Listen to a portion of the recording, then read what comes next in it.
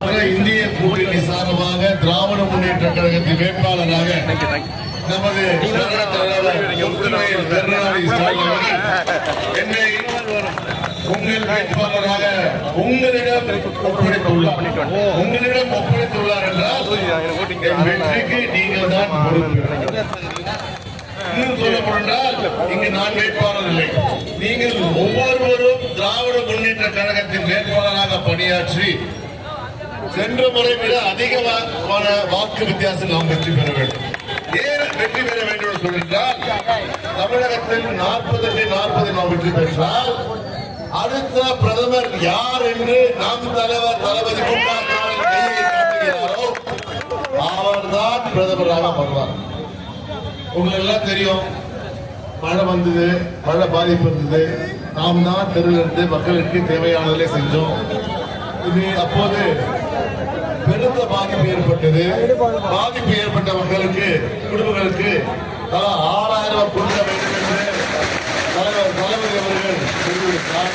அவ்வாறு முடிவெடுத்து ஒன்றிய அரசு பங்கேற்றார்களே பாதிக்கப்பட்டது தமிழ்நாட்டு மக்கள், இந்திய மக்கள். அவர்களுக்கு ஏதேனும் தர வேண்டுமான தரையில் தர சொல்லி கடைசி வரைக்கும் 1 ரூபாய் கூட கொடுக்காத ஆள் தான் நரேந்திர மோடி.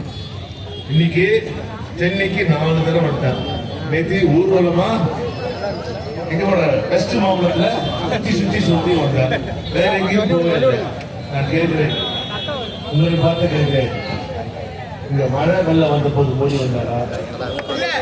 இப்போ தேர்தல் வந்தவுடன் பாட்டு வேணும், ஓட்டு வேணும்,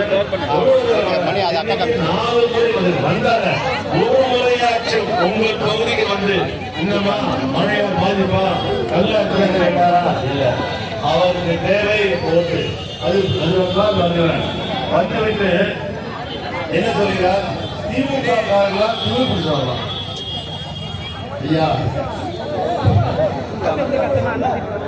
நாங்கள் மக்களோடு மக்கள் தோல்விக்கு இருப்பவர்கள். எங்களுக்கு தெரிந்தது பணிவு, மக்களுக்கு பணியாற்றுகின்ற உணர்வு. இதை தவிர நாங்கள் எதுவும் செய்தவை.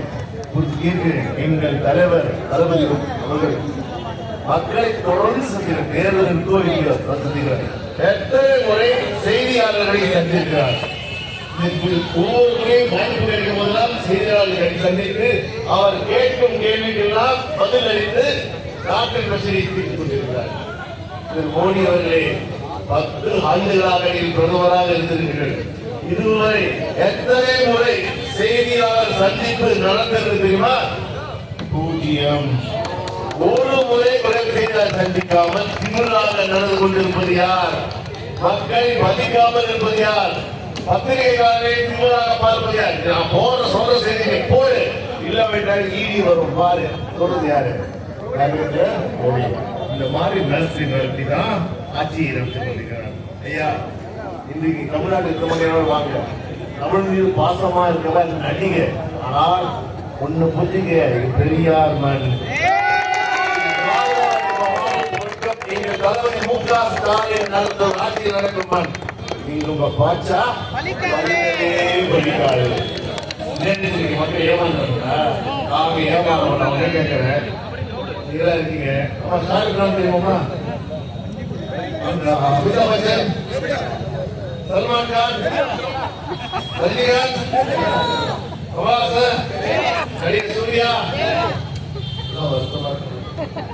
அவ்வளோ வருஷமா நடிச்சோம். மோடி மாதிரி நடிக்க முடியும்.